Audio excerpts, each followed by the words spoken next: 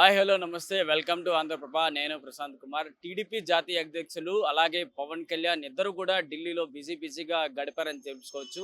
ఈ 3 రోజుల పాటు ఈ పర్యటనలో చంద్రబాబు నాయుడు అమిత్ షాతో 2 సార్లు సమావేశమయ్యారు. ఈ 2 సార్లు సమావేశంలో కూడా రానున్న ఎన్నికలకు సంబంధించి తమ భవిష్యత్తు ఏ విధంగా ఉండబోతోంది, ఇక టీడీపీ, బీజేపీ, జనసేన ఈ 3 పార్టీలు కలిసి ఎన్నికలకు ఏ విధంగా వెళ్ళాలి, ఎన్నికల్లో సీట్లకు సంబంధించి ఈరోజు సమావేశం మరి రెండోసారి అయ్యారు. మొదటిసారి మొన్న సమావేశం అయిన తర్వాత నిన్న మొత్తం అమిత్ షా బిజీ షెడ్యూల్ ఉన్న నేపథ్యంలో నిన్న అమిత్ షాకి చంద్రబాబు నాయుడుకి అపాయింట్మెంట్ అయితే దొరకలేదు. కానీ ఈరోజు మాత్రం ఉదయం 11 గంటల 10 నిమిషాల నుంచి ఇప్పటి వరకు దాదాపుగా అరగంట పైగా కూడా సమావేశమయ్యారు.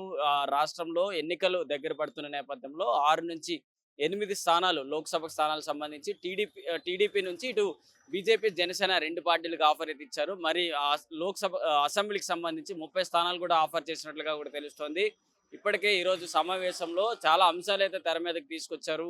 ఈ స్థానాలకు సంబంధించి ఇంకొన్ని మాట్లాడుకున్నట్లయితే 6 నుంచి 8 స్థానాలకు సంబంధించి మాట్లాడుకున్నట్లు వైజాగ్ కావచ్చు, అరకు కావచ్చు, ఏలూరు కావచ్చు, రాజమండ్రి, నరసాపురం, రాజంపేట, హిందూపురం అలాగే విజయవాడ ఈ స్థానాలన్నింటిని కూడా గతం నుంచి ఇప్పటి వరకు బీజేపీ, జనసేన కేటాయించారు. అలాగే జనసేనకు కూడా 3 స్థానాలు కాకినాడ, మచిలీపట్నం, అనకాపల్లి ఈ స్థానాలు కూడా ప్రకటించారు. కాబట్టి ఈ స్థానాల్లో 6 నుంచి 8 స్థానాలు ఈ బీజేపీ, జనసేనకి ఇచ్చి మిగతా స్థానాల్లో 17 లోక్సభ స్థానాల్లో టీడీపీ పోటీ చేసేందుకు కూడా ఒక సిద్ధంగా ఉన్నట్లు కూడా ఒక కార్యాచరణతో సమావేశమైంది. మరి అక్కడ 30 స్థానాలు లోక్సభ స్థానాలు ఇచ్చిన తర్వాత మిగతా 145 స్థానాల్లో టీడీపీ పోటీ చేసేందుకు కూడా అన్ని రకాల ప్రయత్నాలు అయితే జరిగిపోయినట్టు కూడా తెలుస్తుంది. మరి ఇప్పుడు ఎన్డీఏలోకి టీడీపీ వస్తున్న నేపథ్యంలో ఇక దీనికి సంబంధించి ఎక్కడ సమావేశం ఉండబోతుంది, ఎక్కడ బహిరంగ సభ ఉండబోతుంది అన్నట్లు కూడా ఒక స్పష్టత వచ్చే అవకాశాలు అయితే కనిపిస్తున్నాయి.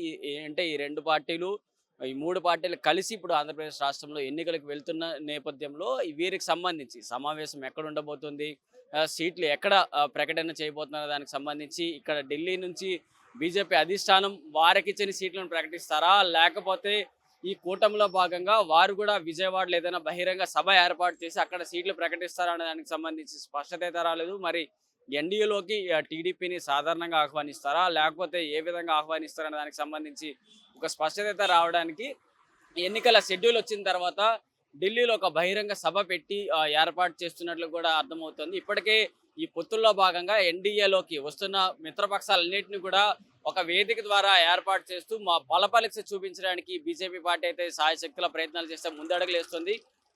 ఇలాంటి సమావేశాలు అంటే ఇప్పుడు ఒరిస్సాలో రీసెంట్గా బీజేడీతో సమావేశం ఇది వారిని కూడా కలుపుకుంటూ వెళ్తున్నారు. అక్కడ బీజేపీకి కూడా 8 స్థానాలు, 21 స్థానాలు, 8 స్థానాలు బీజేపీకి ఇచ్చారు. కాబట్టి అలాంటి ప్రాంతాలు, రాష్ట్రాలన్నింటినీ అధిపతులందరినీ కూడా మరోసారి తెర మీదకి తీసుకుంటూ ఢిల్లీలో ఒక బహిరంగ సభ ద్వారా తమ బలమేంటో చూపించుకోవడానికి ప్రయత్నాలు అయితే చేస్తున్నారు. మరి బీజేపీ 400 టార్గెట్తో అయితే ముందుకెళ్తుంది. కాబట్టి ఇలాంటి అంశాలను మరోసారి తెర మీదకి వచ్చే అవకాశాలు ఉన్నాయి. ఇక ఏపీకి సంబంధించి ఈ పొత్తులు క్లారిఫై అయినట్లుగా తెలుస్తోంది. ఈ స్థానాలకు సంబంధించి ఒక క్లారిటీ 30 స్థానాలకు సంబంధించి ఒక క్లారిటీ వచ్చే అవకాశాలు అయితే మరికొద్ది రోజుల్లోనే ఢిల్లీ వేదిక నుంచి అమరావతి కావచ్చు, విజయవాడ వేదికగా ప్రకటన చేసే అవకాశాలు అయితే కనిపిస్తున్నాయి. వీడియో జర్నలిస్ట్ సంజయ్ కౌశల్తో ప్రశాంత్, ఆంధ్రప్రభ, న్యూఢిల్లీ.